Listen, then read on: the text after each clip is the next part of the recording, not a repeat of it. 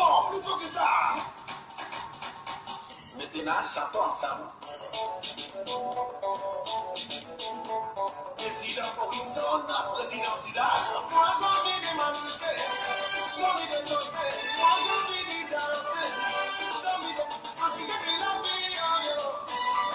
Ah, les petits jeunes parlent. Ah, on est des bons profiter. Profiter de la vie. Profiter de la vie. Profiter de la vie.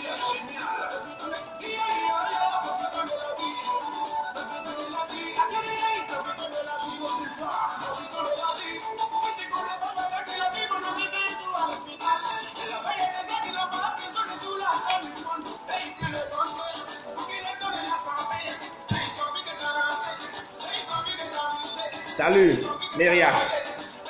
Comment tu vas?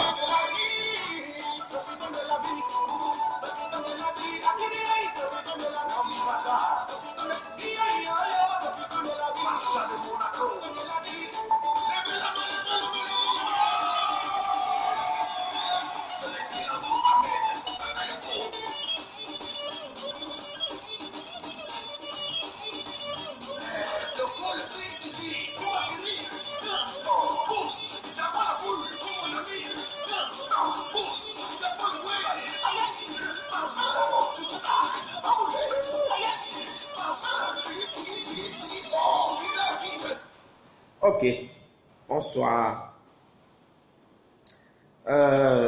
J'espère que vous allez bien. Peut-être que je ne choisis pas des horaires compatibles à vos agendas, mais bon, les lives sont là pour que vous puissiez les visualiser après. Donc, je les mets après sur ma chaîne YouTube. Vous pouvez les revisualiser autant que vous voulez. Donc, vous allez sur ma chaîne YouTube, Pattern Adagbe. Il n'y a pas de trader dedans. Vous tapez Pattern Adagbe, vous allez voir la page affichée. Vous cliquez sur s'abonner. Il y a une petite clochette à côté. Donc, dès qu'il y a une nouvelle vidéo, vous serez informé de ce qu'il y a. Donc, aujourd'hui, je vais échanger. J'espère qu'il y aura un peu plus de monde bientôt. Je vais échanger avec vous sur une question qu'on m'a posée. Une question qu'on m'a posée en inbox. La personne me demandait pourquoi, en fait, la personne me demandait,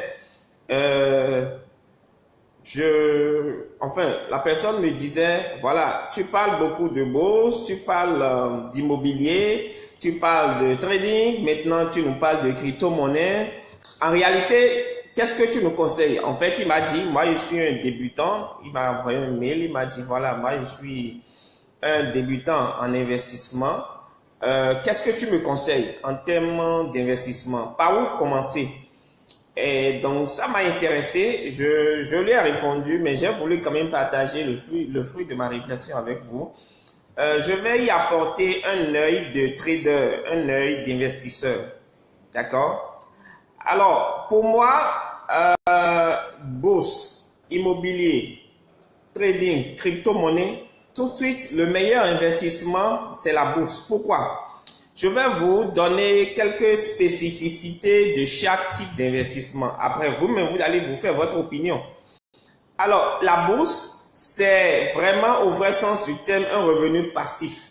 Passif en ce sens où vous n'avez pas besoin de tout le temps suivre votre investissement. En fait, tout se joue au départ. Lorsque vous maîtrisez le domaine, c'est vraiment un revenu passif parce que vous ne travaillez pas tous les jours à suivre votre investissement. Le truc, c'est quoi? En bourse, tout se joue au départ. Lorsque vous avez une méthodologie, lorsque vous maîtrisez le domaine, lorsque vous êtes fait former, vous avez un suivi particulier, vous explosez rapidement. En moyenne, les bourses, il y a une étude qui a été faite sur 2 siècles et les bourses en moyenne tournent autour de 10% l'an. En moyenne, ça dépasse des fois ça baisse, mais toutes les bourses réunies tournent autour de 10% l'an. D'accord? Et donc, vous n'avez pas de démarche administrative, vous n'avez pas Voilà, vous n'êtes pas obligé de passer par un conseiller. Il suffit juste d'avoir une méthodologie, d'acheter au bon moment, d'être sur les bons produits, de ne pas dépendre d'un conseiller financier et surtout, de bien analyser l'entreprise dans laquelle vous voulez acheter. Déjà, ça nécessite d'abord de vraiment savoir quel est votre profil investisseur et par rapport à votre profil investisseur, de faire vos choix. D'accord? De miser soit sur l'investissement à long terme ou sur de la spéculation. Ok? Ceux qui, par exemple, misent sur la spéculation, eux, ils considèrent beaucoup plus les plus-values ou les moins-values. Mais ceux qui bossent sur, ceux qui prennent comme option l'investissement sur le long terme, ils sont beaucoup plus solides. Ils font beaucoup plus d'analyse fondamentale. Ils étudient beaucoup plus de business model des entreprises. C'est un peu comme Warren Buffett. Et quand l'entreprise passe même pas des périodes de bouleversement financier, ça ne se ressent pas fondamentalement sur leur psychologie parce qu'ils demeurent confiants que ça va remonter. Parce qu'à la base, ils ont fait une bonne analyse fondamentale. Les spéculateurs, ils viennent pour acheter, vendre en un temps record. Donc, ils peuvent acheter au bout de 3, 4 semaines à 1 mois, ils vendent. D'accord? Alors que, et en bourse aussi, vous n'avez pas besoin de gros capital. Ceux qui me côtoient savent que déjà avec 5 000 francs, vous pouvez commencer par investir en bourse. Il suffit juste de pouvoir dégager de côté par mois un minimum de 5 000 francs. En réalité, à l'aide des clubs d'investissement, par exemple, vous pouvez vous mettre ensemble, d'accord, créer par exemple un club d'investissement et commencer par investir chaque mois un petit montant de votre capital. Et ça vous fera du bien. D'accord? Donc, en termes de bourse, la bourse ne nécessite pas beaucoup de suivi. La bourse ne nécessite pas beaucoup de... Merci Eliane. La bourse ne nécessite pas beaucoup de travail. En fait, le plus gros travail en termes d'investissement boursier se fait déjà au début. Une fois que le travail du début est bien solide, est bien modelé, une fois que vous avez bien acheté au départ, tout le reste maintenant se joue sur la durée. Et tant que vous n'avez pas vendu vos titres, vos actions, vos obligations ou le produit en question, tant que vous n'avez pas vendu, vous devrez toujours actionner en fait. D'accord? Alors, maintenant, le trading, de quoi il s'agit? Le trading, c'est beaucoup plus... le trading nécessite un capital beaucoup plus consistant. D'accord? Je vous parle en tant que trader. Le trading nécessite un capital beaucoup plus consistant. Ok? Moi, je vais dans un minimum de 1000 euros à 1000 dollars. Ça, je reste encore vraiment pessimiste, vraiment bas. D'accord? Sinon, si vous avez la capacité d'avoir 10 000, 20 000, 30 000, 50 000 euros, c'est parfait. Ok? Mais si vous n'en avez pas 1000 euros, voilà, sans levier, vous pouvez déjà démarrer petit à petit, faire au départ de 5% le mois, c'est possible, et progressivement monter en puissance jusqu'à 10%. Maintenant, le trading, c'est quoi? Pour vivre du trading, il faudrait y apporter un gros capital. Écoutez, j'imagine par exemple que votre revenu, d'accord, vos revenus mensuels, d'accord, vos charges coûtent 100 000 CFA, d'accord, et vous voulez faire du trading et vivre du trading, écoutez, vous devez partir sur du 5% le mois, d'accord, et là, quand vous êtes débutant, plus vous montez en puissance, plus vous pouvez évoluer un peu plus. Donc, vous partez sur la base de 5% l'an, par exemple. Donc, ce que vous devez gagner le mois, en fait, doit être 5% en fait. Donc, vous devez multiplier votre revenu là par exemple, si vous gagnez 100 000 et on mise sur 5% le mois, ça veut dire qu'il faudrait que vous fassiez par exemple 2 millions, je pense. 2 millions. Un instant. Je prends 2 millions fois 5 divisé par 100. Voilà. Donc, vous devez partir sur du 2 millions comme capital. Vous voyez que c'est un peu plus consistant. Et le trading nécessite non seulement un gros capital, ça nécessite de l'investissement en termes de temps, beaucoup plus que la bourse, parce que vous devez y consacrer 2 à 3 heures minimum par jour sur les 5 jours de la journée. Ça nécessite d'être à l'affût des informations économiques. Ça nécessite d'avoir un bon courtier qui vous fait de bonnes commissions, ça nécessite d'avoir des frais de courtage réduits. Ça nécessite d'avoir une solidité sur les marchés, une stratégie solide, de l'expérience. Vous pouvez par exemple vous entraîner sur 6 mois, 1 an avant de commencer par vraiment être solide sur le marché. Commencez par jouir du marché financier. D'accord? En fait, c'est du travail de fond. Et l'autre souci, c'est que vous ne pouvez pas faire du trading à vie. Pourquoi? Parce que le trading nécessite une certaine concentration de l'être humain. Toute votre concentration doit être sur le marché à cet instant-là.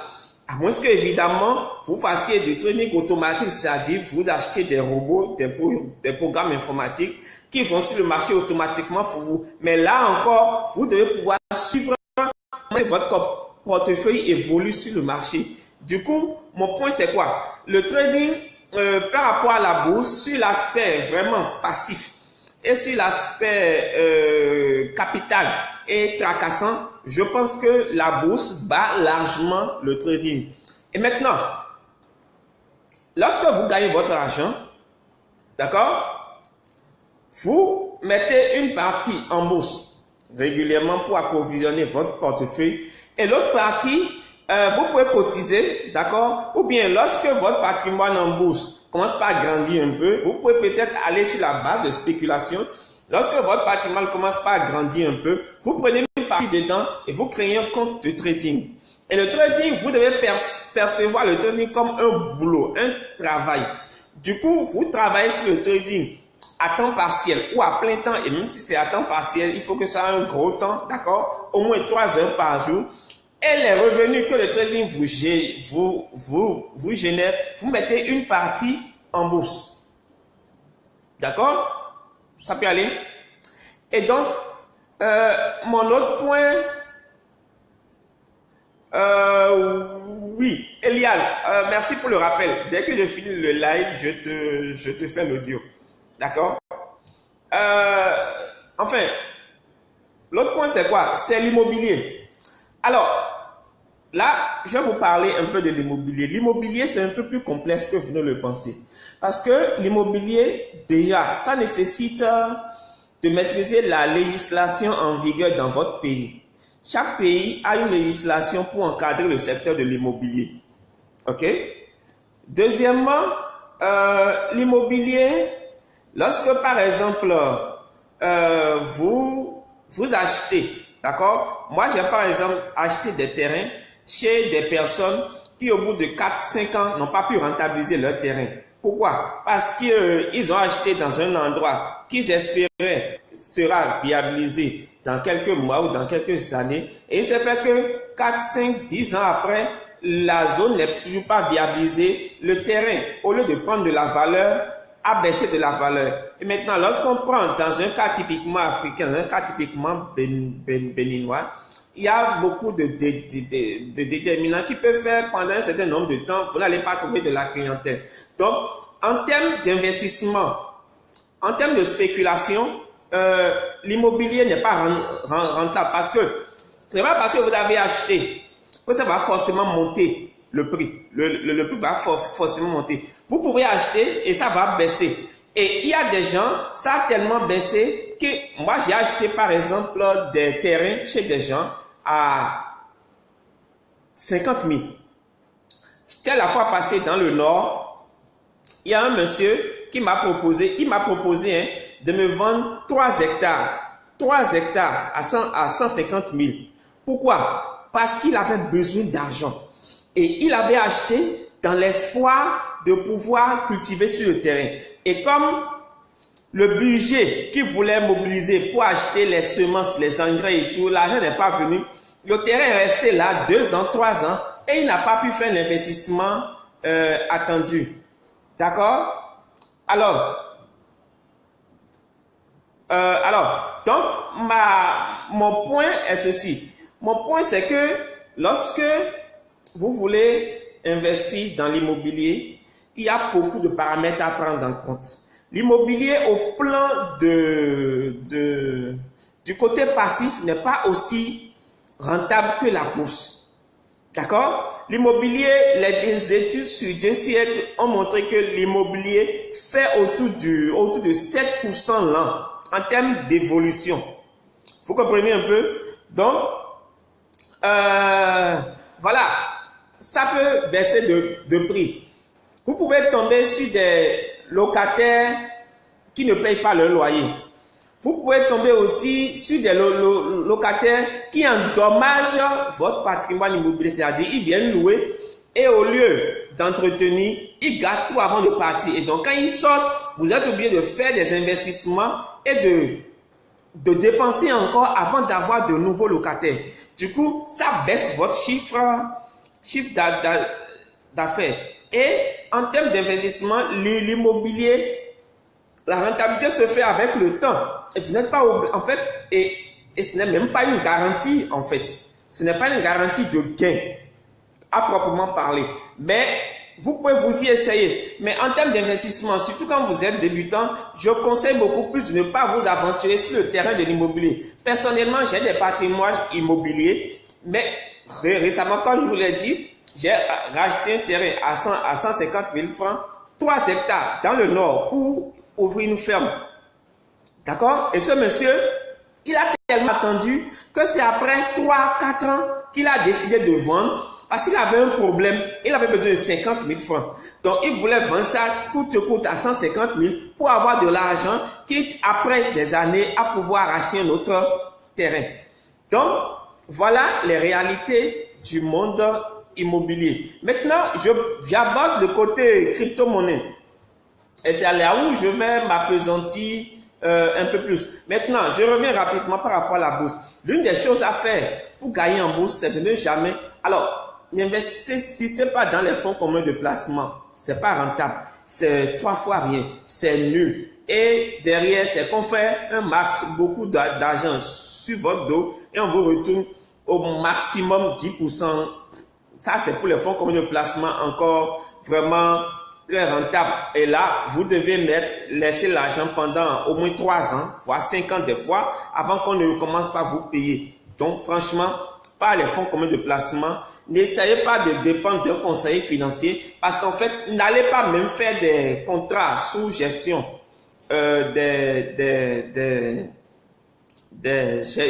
gestion sous mandat. Ne confiez pas votre compte à un courtier pour qu'il gère ça pour vous parce qu'il va prélever des commissions. Et en général, les courtiers ne trade, c'est-à-dire ne travaillent, ne rentabilisent que leurs commissions. C'est-à-dire ce qu'ils vont vous trouver comme gain, ça va juste servir à payer leurs commissions. Donc, le mieux, c'est de vous former, d'avoir une méthodologie solide sur les marchés et après maintenant d'investir vous-même parce que personne ne fera votre bonheur plus que vous-même. Alors maintenant, la crypto-monnaie, vraiment, c'est en vogue aujourd'hui et c'est vraiment, ça prend de l'ampleur dans l'opinion publique. Maintenant, moi, je vais vous donner mon opinion par rapport à la crypto-monnaie, aux crypto-monnaies, notamment au Bitcoin et à l'Ethereum. Moi, je pense qu'actuellement, il faut se réserver d'acheter le Bitcoin. Il faut se réserver d'acheter l'Ethereum. Il faut se réserver d'acheter le Litecoin, je pense. Le Ripple. Puisque c'est les 3 crypto-monnaies qui sont en tête, caracole en tête. Actuellement, le Bitcoin vaut 1883 dollars. L'Ethereum, 145 dollars. Le Ripple, 100...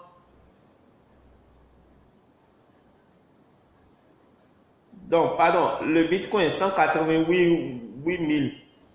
D'accord? Le prix du Bitcoin, 1883. Le Ripple fait 1365. Voilà. Donc, pourquoi je dis de ne pas investir actuellement sur le Bitcoin ou sur n'importe quelle crypto-monnaie, surtout les 3 qui sont en tête? C'est parce que par exemple, j'ai dit en 2016, j'avais dit à certains de mes étudiants de ne pas acheter le Bitcoin. Parce que il faut comprendre d'abord comment est-ce que les crypto-monnaies, comment est-ce que le marché évolue. Le marché évolue sur la base de la loi de l'offre et de la demande. Si la demande est plus importante que l'offre, les prix montent. Si l'offre est plus importante que la demande, les prix baissent. Ça veut dire quoi? Ça veut dire que comment ça se passe en réalité? Lorsque quelque chose, un actif financier, monte en termes de valeur, à un moment, ça atteint son pic et ça chute. D'accord? Et le problème, c'est que la plupart des particuliers, la plupart des ignorants, à quel moment ils achètent? Ils achètent quand ça monte. Quand ça monte, on leur dit, ah, le Bitcoin est monté. Oui, l'Ethereum est monté. Oui, le Litecoin est monté. Oui, le Ripple, tout ça est monté. Et c'est quand c'est au sommet de leur valeur, ils achètent. Mais le problème, c'est que quand ils achètent, ça crée un embouteillage et ça chute de valeur. Donc, généralement, les personnes qui achètent, quand la valeur monte, ils perdent en général. Pourquoi? Parce que ça chute. Moi, mon conseil d'investissement, c'est quoi? C'est d'attendre que le coût baisse. Quand le coût baisse, vous pouvez acheter. Écoutez, je vais vous donner quelques statistiques. Par exemple, en 2016, je pense juin 2016, je disais à mes étudiants, n'achetez pas le Bitcoin. Attendez d'abord. La réalité, c'est que vers le mois d'octobre 2016, le Bitcoin a chuté de 50%. D'accord? Non, vers septembre 2016, ça a chuté de 50%. Et à partir d'octobre-novembre, il y a eu une reprise légère. Et là, j'ai dit à mes étudiants, maintenant c'est le bon moment d'acheter le Bitcoin. Pourquoi? Parce que c'est baissé, c'est cassé. Et maintenant, ça commence par monter. Vous pouvez acheter maintenant.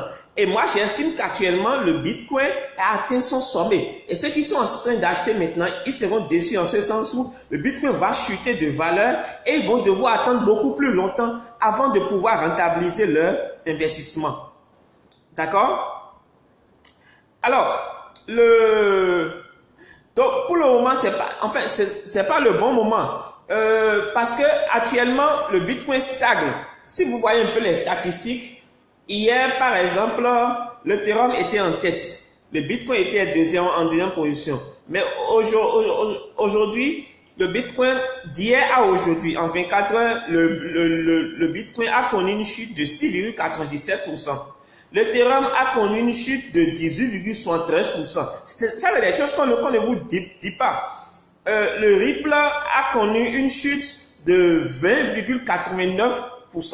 Ça signifie quoi? Ça signifie que la dégringolade a commencé.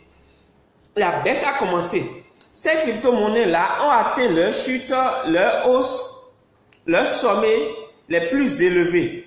Donc, actuellement, les gens achètent. On leur dit achetez. Ils achètent. Et quand ils vont acheter maintenant, ça va dégringoler. D'accord? Et ils vont faire des pertes. Donc, ce n'est pas le bon moment d'acheter. Alors, l'Ethereum, par exemple, a fait une baisse de 50% depuis le début de 2017, après une hausse vertigineuse.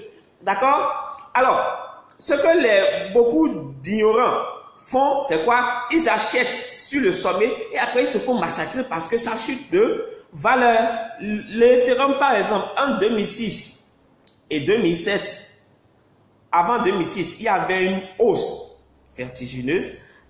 De 2006, à partir de 2006, les gens ont acheté massivement. En 2007, il y a eu une baisse de l'Ethereum. Et quand c'est baissé, les gens ont constaté qu'ils ont perdu. Et qu'est-ce qu'ils ont fait? Ils ont vendu massivement leur Ethereum qu'ils avaient.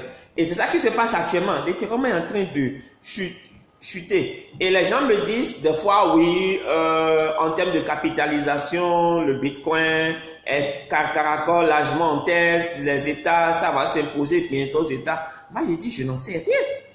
Moi, je dis, c'est pas sûr. Ce n'est pas évident. Rien ne prouve que le Bitcoin va s'imposer aux États. Pourquoi? Parce qu'en termes de capitalisation aujourd'hui, le Bitcoin fait 100 milliards de capitalisation. Une entreprise comme Apple fait 800 milliards sur le marché de capitalisation. La France, en termes de dette, fait un peu plus de 2 milliards de dettes. Vous avez les USA. Les USA font à peu près 100 milliards de dollars, d'euros de dettes. Qu'est-ce que ça veut dire? Ça veut dire que le Bitcoin ne vaut rien par rapport aux dettes de ces pays-là. Donc, ne me dites pas qu'un pays va accepter parce que le Bitcoin ou une crypto-monnaie va pouvoir satisfaire à leur désir de réduire la dette. Ça ne veut rien dire. D'accord? Donc, les pays peuvent censurer. En fait, les pays peuvent accepter, mais ce n'est pas encore une garantie. C'est pas encore une garantie. Pourquoi? Parce qu'un pays, qu'est-ce que le pays veut en question? Le pays veut que les pays veulent contrôler l'utilisation de la monnaie dans leur espace économique. Les gouvernements n'ont pas intérêt à ce que les flux financiers ne soient pas maîtrisés au plan national et au plan régional. Donc, une monnaie qui plus est une monnaie électronique qui viendra concurrencer les devises nationales et une monnaie qui ne pourront pas contrôler, ils ne vont pas accepter. À la limite encore, ils peuvent prendre ça et contextualiser dans leur système économique. D'accord? De quoi je parle? Par exemple, il y a des banques qui ont commencé par accepter l'Ethereum, enfin, les bitcoins, même en termes comment on appelle ça? Même en termes de blockchain. Le blockchain a commencé dans certaines banques déjà. Mais, l'autre souci, c'est quoi? Écoutez, il y a par exemple 750 crypto-monnaies en circulation. 750 crypto-monnaies en circulation. En fait, les 750 crypto-monnaies, ce sont les crypto-monnaies qui ont déjà été validées, c'est-à-dire qui sont déjà sur le marché. Et il y a d'autres crypto-monnaies qui sont en cours de conception parce qu'aujourd'hui, on a la capacité de créer sa propre crypto-monnaie. Il y a d'autres crypto-monnaies qui sont en cours de création. Et donc, ça veut dire quoi? Ça veut dire qu'à un moment donné, beaucoup de crypto-monnaies vont se faire massacrer. Les plus petits là, c'est comme en 2006, 2007, il y avait ce qu'on appelle sur le marché les valeurs technologiques, les Apple, les Google, les Facebook et tout. Quand ils sont venus nouvellement, il y avait beaucoup de sociétés technologiques qui étaient venues sur le marché et les gens achetaient. Et et beaucoup de conseillers financiers disaient achetez les valeurs technologiques, achetez, ça va monter. Et quand beaucoup se sont fait massacrer parce qu'ils ont acheté sur les petits et beaucoup de petits se sont fait supprimer, ont disparu du marché. Et c'est quelques têtes qui ont pu résister, les Google, les Apple, les HP, etc. Donc mon point c'est quoi? Mon point c'est que n'ayez pas un comportement moutonnier. C'est quoi on appelle il y a ce qu'on appelle sur le marché un comportement moutonnier. Et c'est surtout les particuliers qui se font avoir. Un comportement moutonnier, c'est quoi? C'est que les gens achètent quand tout le monde achète, ils vendent quand tout le monde vend. Ils ne comprennent pas forcément pourquoi ils achètent, ils ne comprennent pas forcément pourquoi ils vendent. Justement, la raison, c'est ça. C'est parce qu'ils adoptent des comportements moutonniers. Donc, il faut pouvoir avoir du recul. Et il faut pouvoir écouter des gens comme moi. Il faut pouvoir être conseillé par des gens qui maîtrisent de quoi ils parlent et pour pouvoir faire des investissements solides, sophistiqués et vraiment durables. Donc, ce n'est parce que réfléchissez, et c'est ça que je vais finir avec les crypto-monnaies. Réfléchissez surtout en termes de gains. Enfin, en termes de pertes, ne réfléchissez pas en termes de gains. Parce que moi, quand je veux investir, la première chose que je réfléchis, combien je peux perdre sur cet investissement? Quel est le maximum que je peux perdre? Quel est le risque que j'ai en face? Parce que quand vous êtes totalement focalisé sur les gains, vous êtes myope. Vous ne voyez pas les risques que vous courez dans ce type d'investissement. Et moi, j'estime qu'aujourd'hui, ce n'est pas le bon moment d'acheter le Bitcoin, d'acheter le Litecoin, d'acheter l'Ethereum, d'acheter... Moi, par exemple, tout ce que je vous dis là, je ne connaissais pas forcément tout ça en profondeur. D'accord? Pas l'année passée. Il y a quelques années, je me suis fait avoir, par exemple, par une crypto-monnaie qu'on appelle le OneCoin. Où les gens sont venus, ils ont parlé de split, ils ont parlé de tant. Puis j'ai investi à peu près 500 euros dedans. Mais j'ai perdu beaucoup d'argent. Jusqu'à aujourd'hui, ça n'a pas évolué. Je n'ai pas retrouvé mon argent.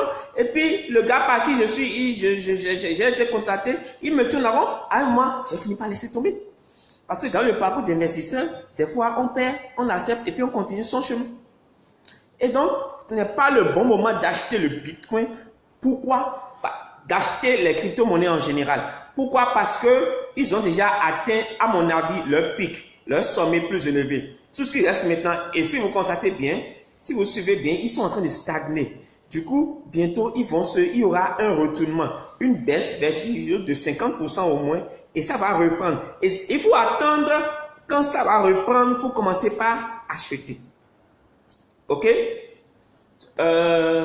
Et donc voilà. Et bien maintenant, si vous tenez vraiment à acheter maintenant, c'est pas compliqué. Achetez un peu. Investissez petit dedans. Investissez de l'argent vraiment infime que vous êtes prêt à perdre. Même quand vous perdez, vous dites c'est pas grave. Vous pouvez retrouver ça après des années. Parce que quand ça va chuter, je pense qu'en l'espace de 1 an, ça va remonter. Donc quand ça va remonter, vous pourrez vendre à ceux qui ont des comportements moutonniers. Ils vont acheter et reprendre le même cycle que vous. Donc, en définitive, bourse, trading,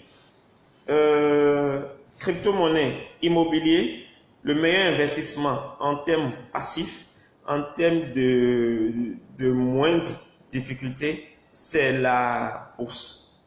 D'accord? Une fois que vous avez investi en bourse, vous continuez de renflouer, de consolider votre portefeuille boursier et sur ce que vous gagnez, vous pouvez faire d'autres boulots, 2, 3, 4 autres boulots pour accroître votre revenu mensuel, histoire de prendre une partie et de l'investir dans d'autres actifs. Mais l'immobilier, il ne faut pas le faire tout de suite. Il faut pas le faire tout de suite, quel que soit le secteur, quel que soit l'investissement et quel que soit le secteur dans lequel vous voulez investir.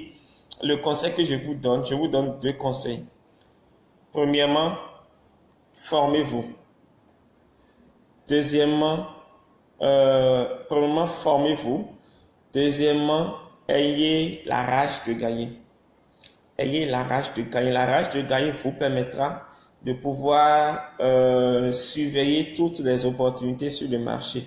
Donc voilà, c'était ça que je voulais partager avec vous. Je ne sais pas si vous avez des questions ou des préoccupations. Je vois que vous n'êtes pas nombreux à être en ligne.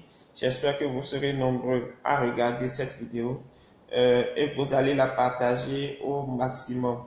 Je suis à vous pour les questions et les préoccupations.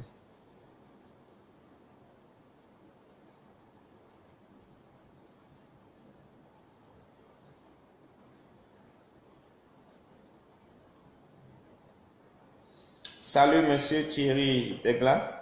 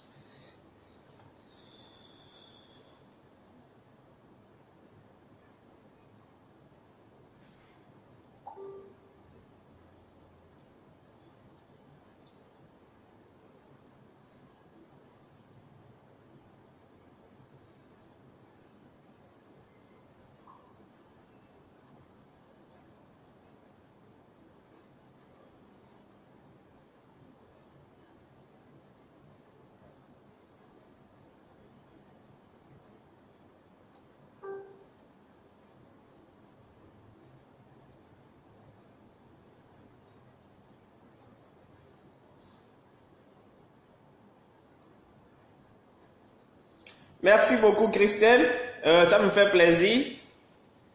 Merci beaucoup. Bon, peut-être que tu as pris ça au vol, mais tu peux regarder ça après, hein. Je vais mettre ça en ligne. Je vais mettre ça sur ma chaîne YouTube.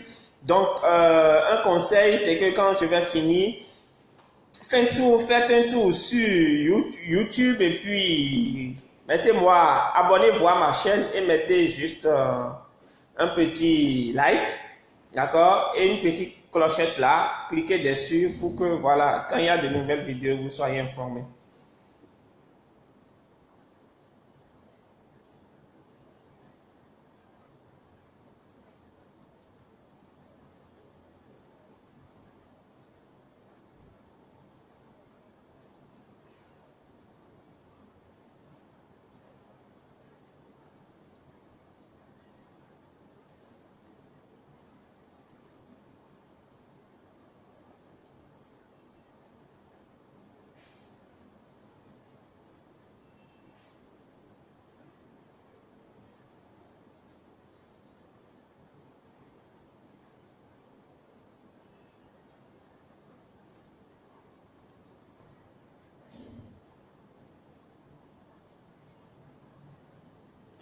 Ok, merci beaucoup.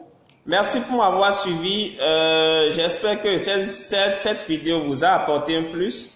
Si oui, encouragez-moi en vous abonnant à ma page YouTube, à ma chaîne YouTube. Voilà, je vais peut-être, demain, je vais aborder une autre thématique, toujours dans le domaine de la liberté financière. D'accord, tout de suite, je vous donne rendez-vous tout de suite aussi. Je vais faire un petit live à la plage là. Tout de suite, je dois partir à la plage tout à l'heure. Je vais faire un petit live sur une thématique qui me plaît bien. Ok, merci beaucoup. Agréable soirée à vous. Bon dimanche à vous et que Dieu vous bénisse.